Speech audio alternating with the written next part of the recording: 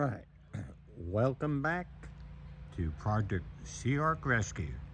The resurrection begins. It New day, new year. Happy New Year to y'all, and give you an update on where we're at. We've spent a good bit of time doing a lot of planning with lights, floors, hardware for the floor and whatnot, screws. That took a while. Uh, as I'm a big believer in planning. No one that I know has ever planned to fail, but so many people fail to plan, so that's a big part of it. In my experience, if you spend the time up front, setting the game plan, putting everything together, things always go much easier, regardless of what you're working on. But we'll give you a little update on where we're at. I went ahead and got a little boot for the trailer from Amazon, secured that as I said in my previous video, and we're going to get a couple of locking lug nuts, get that taken care of. So between that boot, the locking lug nuts, and the camera, if anybody wants it, they're going to have a heck of a time getting it, and there's pretty much no way they're getting out of here without being noticed one way or the other. But in any event, give you an update on what we've been doing. I went ahead, as I indicated in the last video, dealing with the areas around the rub rail. There were some holes there. People had, previous owners had drilled in there to put whatever accessories they may have put in there. I have no idea what was up there. So we addressed those. There were some holes drilled up right along in the bow. Went ahead and filled those, and then again the stern. I had originally planned on using a product called DevCon. Got a tube of that in, actually a couple of tubes of that in, and despite everything that I heard about it to the good, the reality is it wasn't very pliable. I don't know, maybe it was old stock, don't know. Very difficult to work with. So I stopped, went back, and tried to come up with another game plan. Looked at JB Weld. They make a JB Weld Marine. And there's a ton of JB Welds. But after doing a lot of research, I'm pretty confident that using the standard JB Weld product is going to work. A lot of people have used it. So I went out to AutoZone locally and picked up two 10-ounce tubes of it. Started working with that. It's super easy to work with. It flows well, easy to put on. It's still a good bit, and then we'll show you that here before too long. The reality is, when you're working with it, I've learned kind of the hard way, and getting a good mix, but there was some pretty fair size, say, dime areas in the back, especially in the stern, that I wanted to address. So the first thing I did, once I got a lot of that sanded down back there and noticed what I was dealing with, I went ahead and got a good chisel set, cold chisel, and knocked everything out, cleaned it up, and identified what I wanted to be fixed. Going at it is a total rehab. I'm not going to cut any corners. You can pay me now or pay me later, so I'm all about paying it now and getting it done right. Excuse me. So once I identified those areas, I went ahead and add the wire brush on the drill, got those areas cleaned up and worked with that. And taking a step back for a minute, one big part of the planning was the floor. I actually did consider looking into just getting a replacement floor for the boat, and contacted Sea-Arc, and they are so incredibly far behind with the ability to build and deliver boats. It's not even remotely possible. A local dealer, I think he told me he ordered what 40, 40 boats for the upcoming year 2022, and they shipped him four, and that's only one dealer. So figure that times everybody in the U.S., all the dealers wanting boats. They can't keep up. Nobody wants to work. Materials have gone up in price, so they're having a heck of a time. So anyway, I also thought I had a second possible resource for a floor locally. That didn't pan out. The floor is 0.100 or just shy of an eighth of an inch. So just not having any luck finding that, not without driving from here to Miami, which that's not going to work. So actually, I'm going to end up, I'll go ahead and reuse the old floor, and then the areas around the ribs, I'm going to go ahead and I've got the old console I took out, so I'm going to make up some, I guess for lack of a better word, C brackets that I'll put in there, and use those C brackets and attach those, going around just a little bit more. And part of this whole process was trying to identify the exact screws I needed. McMaster Carr, used them before, they're really, really good. I knew the screws that I took out of the floor, they were number 10. And in looking on the website, I initially had hoped to be able to get Torx head screws. They don't carry them, don't sell them. I have no idea why, but nonetheless, it is as they say, it is what it is. But I did find a stainless screw that is allegedly, according to what they say, super corrosion resistant. So I ordered 150 of those. They actually got delivered next day. UPS, they came in today. So I'll use that. Coupled with, I ordered some nylon washers to put between the screw head and the floor, and some lanolin grease. So once they're in, getting them back out, they'll be put in very well. But getting the floor back out, I'm not going to run into this problem again. Not that I anticipate needing to get the floor out, but if I do, I'm going to make sure it's going to be as easy a process as possible. So I went ahead and got those. The next issue was the brackets that are used to attach the floor to the ribs. I really wasn't sure what size screw to use. There were some brackets that they didn't have screws in them, so I went again back to McMaster Carr, and I wasn't able to really find what I wanted in stainless, which, you know, that's not a big deal. Everything I've got is self-tappers. So I took some photos of what came out, and they sent them to McMaster Carr.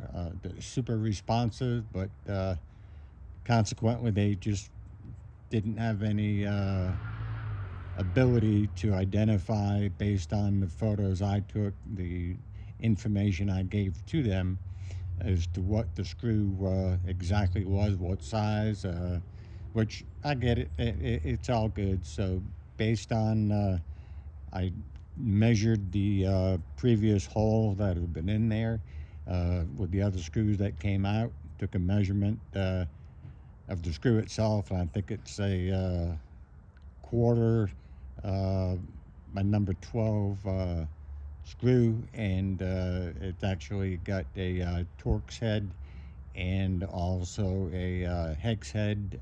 And they're like as with the other screws, they've got a some type of a serrated underside of the head, so they once they tie they get tied into whatever you're screwing them into, they're just not going to back out. And an issue that's been reported with lots of boats, welded boats in general, is people experience screws backing out. So I wanted to make sure everything I do, I'm not going to do everything I can to negate that issue. I may still have a few pop out here and there, but we'll deal with that as time comes along. So the everything as far as the floor going back in, I pretty much got everything figured out what I want to do, and I don't perceive that really to be an issue. The next thing we'll do once I get back and hit it with some more JB Weld and do some more sanding. Next order of business is getting the boat off the trailer, and I think I'm going to tie the stern off to a couple of a tree you see there in the background, and jack it up, bottle jack, and just slowly pull the trailer out, and then block it and get it off of the ground. It should be pretty easy, hopefully. Time will tell. Never done that before, but again, I've watched a ton of videos on YouTube. Big boats, much bigger boats, and this thing is only 700 pounds, so I think we'll get it worked out. And just going back to one thing that I learned here using the JB Weld, number one, if you're working with it, I cannot emphasize enough. Go invest in a palm sander that's got the hook and loop fasteners on the back. Got one at Harbor Freight. It was maybe, I don't know, 29, 30 bucks, whatever it was. Got some 80 grit hook and loop fastener for it, and it makes life super easy. You can get in and out of places where you're going with that palm sander. If there's something bigger, it's kind of like a flat iron shape, so it makes life really, really easy. Super helpful. One thing I learned, pass along, really the first time I've done such quite a bit of work with JB Weld. I've used it before, but not to this extent. After you get it mixed,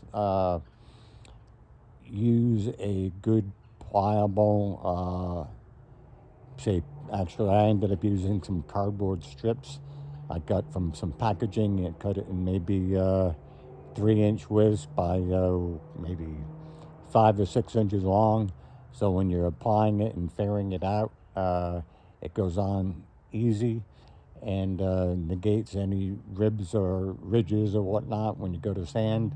The initial application of it, and actually the initial application, I didn't do that because I had quite a bit. I worked with a metal putty knife and putting it in, and that was probably not the best way to go.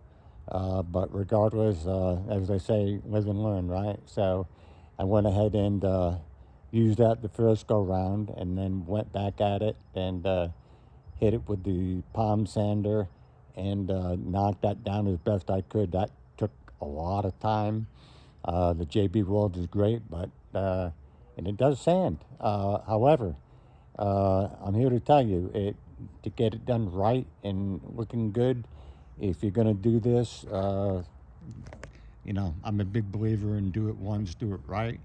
I think between I did 3 applications of JB Weld. The third one I'll get to here and show you in a minute.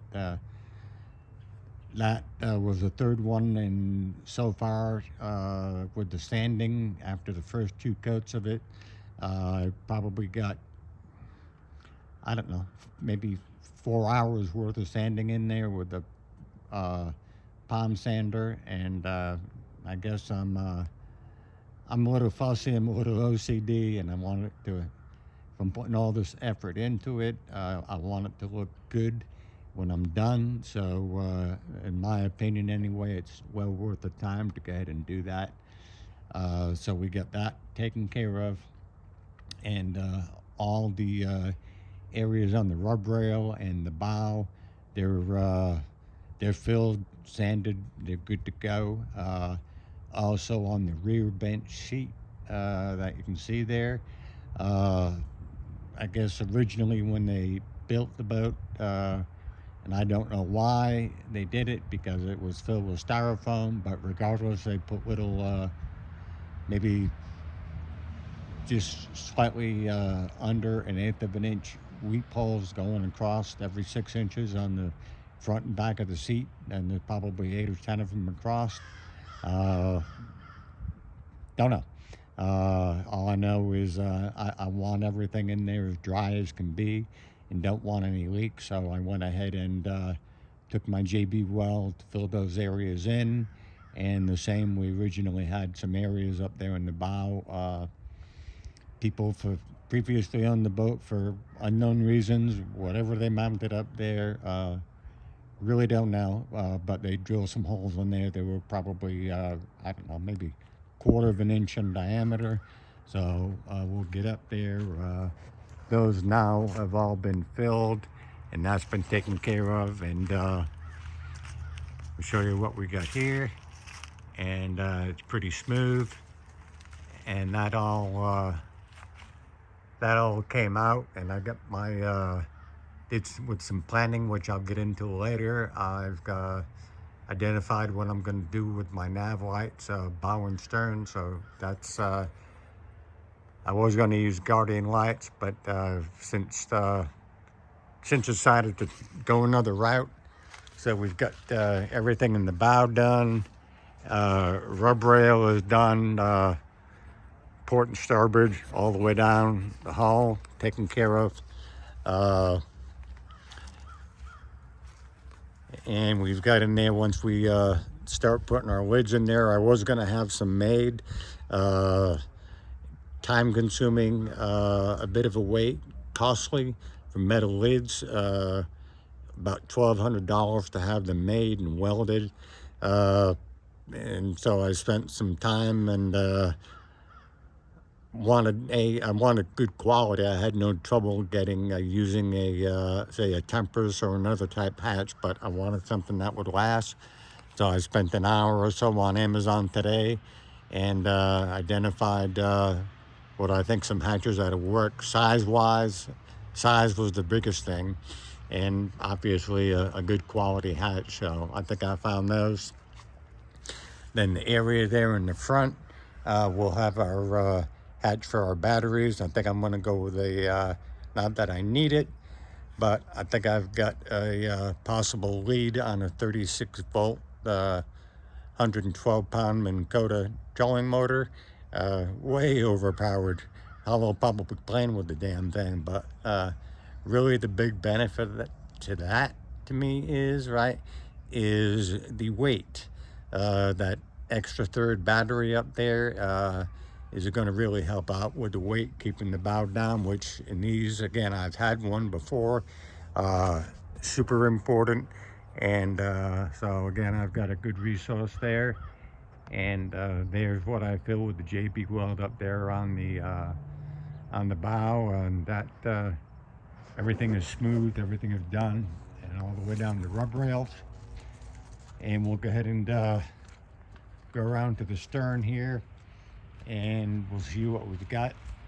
Hit this today, and I think I got one more shot, but as you can see here, looking at this, initially it was very difficult, and I learned the hard way to fare it, but now, after a while of sanding, everything is really super smooth, and I don't expect a whole lot of heartache when I go back to do some sanding here. I'll be able to knock this down pretty quick, and between fairing it properly, and then using the palm sander, you can kind of blend the edges into the aluminum on the boat, so that'll make life pretty easy.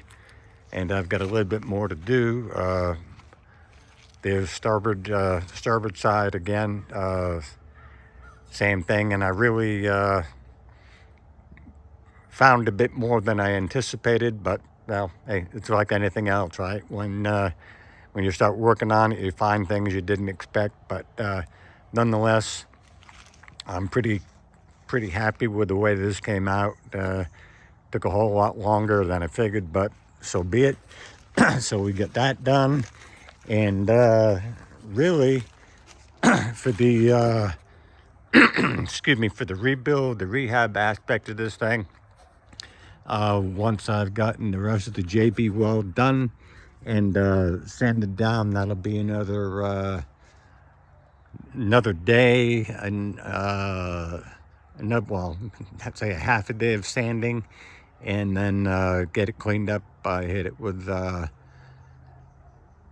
paint thinner and whatnot to clean it up and get all the dust off of it. Give it one more skim coat, sand it, and that'll be a wrap. And then I'll touch up the edges of the floor with my Dremel, like I previously discussed, just so getting this back in will be a bit easier. There were a couple of screws in the ribs which I took out, ground those down. They're right there. And the next thing after the work is done with the JB Weld is I'm going to go back, and now that the ribs are exposed, I'm going to take some measurements of the ribs so that I know how big to make my grab rail and how I'm going to mount it. I'm going to use the screws I bought. I'm going to get some 1/4-inch aluminum plate by quarter by, say, I don't know, 36 maybe 40 inches long and 4 inches wide, and we'll mount the grab bar to that. We'll mount the plate to the floor and bolt that down, and then I was thinking about 5200, but I'll actually probably just have it welded. There's a really good guy here locally, Welding Willie. He's really good, and I'm gonna have him put a zinc anode bracket back here. I ordered a zinc anode, I believe it's 4 inches in diameter, 3 3/4 inches in diameter, somewhere around there. That actually came in today. So I'll put that there to preclude any potential for issue. Did that on the last Sea Ark I had, so that worked out really well. So that's it. I mean, really, once we get the work done, and then going back to the floor, I'll just clean up these areas here, run some skim coat over at a JB Weld in the holes that are exposed.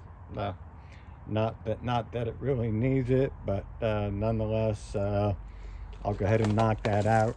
And then when I get the trailer back, the next step here, we're going to take the boat up to Ocala and get that taken care of and see where we're at, and get that work done, get it media blasted and back, and then we'll go to paint. So we're in we're in pretty good shape, I think. No complaints. So anyway, that's where we're at, and next run around, we'll see where we're at. We'll have most of what we need done, hopefully, and we'll be in good shape. So with that said, the resurrection, the rebuild is done. The demo is well, the resurrection is in progress. The demo is done. So that's a pretty good sign.